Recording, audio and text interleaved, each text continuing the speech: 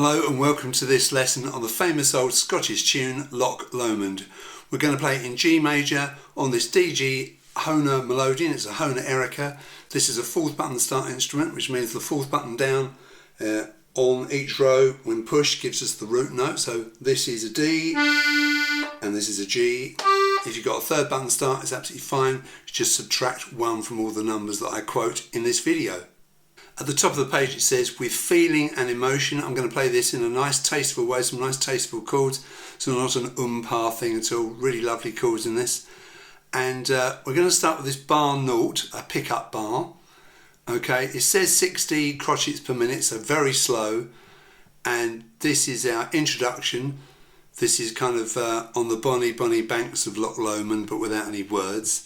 There's no chord in this pickup bar. Notice the sharp there, so all F's are sharp as it's a G major key. 4 beats in the bar, no chord like I say, and you're going to play the first 2 notes on the D row. You know that on my music because these notes have diamond heads and we're in the key of G. So on the D row, for me with my fourth button start instrument, it's button 4, push and then pull.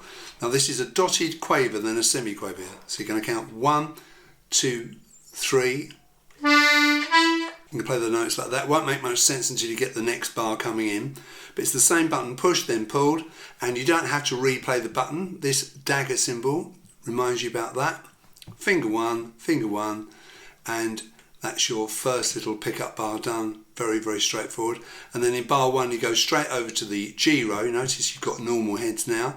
And that will fall nicely there, which is pos -1.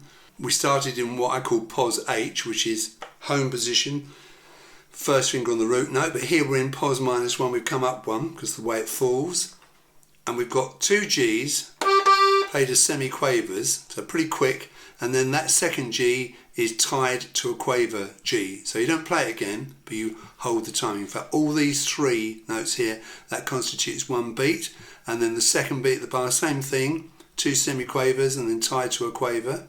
So you've got, so that second beat, still pushing, you've got B then D, fingers 3 and 4.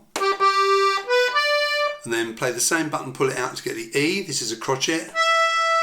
And then push in again and come up again, down in pitch, play the same buttons you played before, D and then B, dotted quaver, semi-quaver.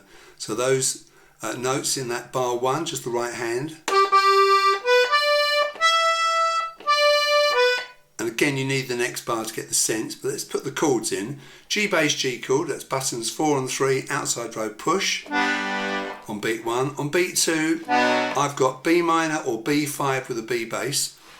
Now I've got B minor on this chord here, and this button here, which is button number 1, inside row push. If you've got B major, don't use that because that will clash. So that's B minor there, or if you've got the third taken out and it's a B5 chord, that's fine, but if it's B major, don't use it. Just play the B bass, which is just below that button number 2 on the push. That goes with the B and the D, so, or, not quite so good, is it? But you can't play a major chord there, which is why all my Melodians, I have the B changed to B minor. For me, I find it far more useful. And then you've got this E on the pull on the right hand, so you have an E bass and an E minor chord.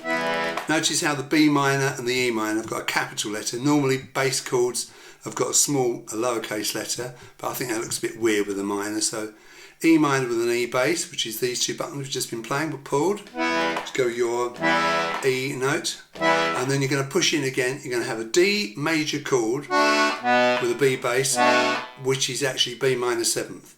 So it's a diagonal shape. So the D major chord has got an asterisk. You know that means that it's going to be on the push on my music.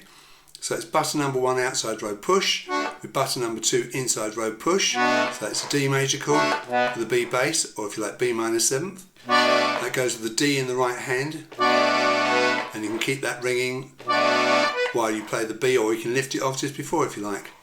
So that bar.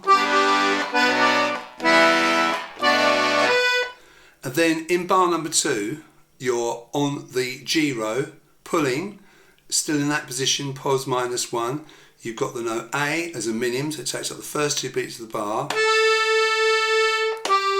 And then you push in on the same button to get G, dodgy crotchet, button above, finger 1 will give you the D. So the timing is 1, 2, 3, 4 and the bass line for that, you've got a C major chord with an A bass, or if you prefer it, it's A minor 7th.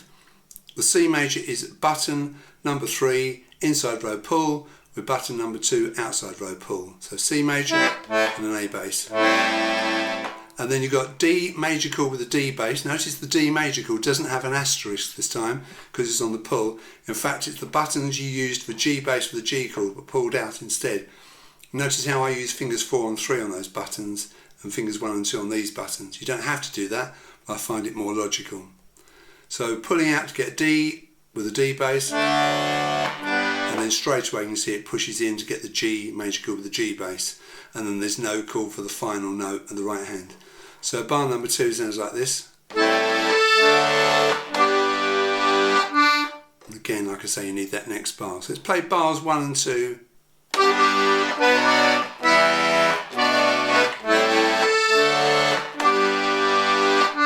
And let's just glue that pickup bar on.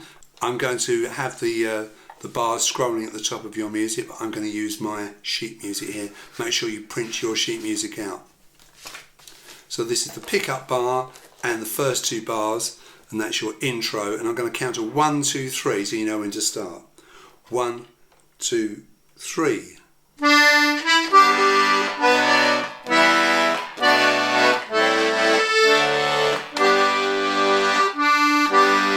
I played the first note of the next bar to get the sense.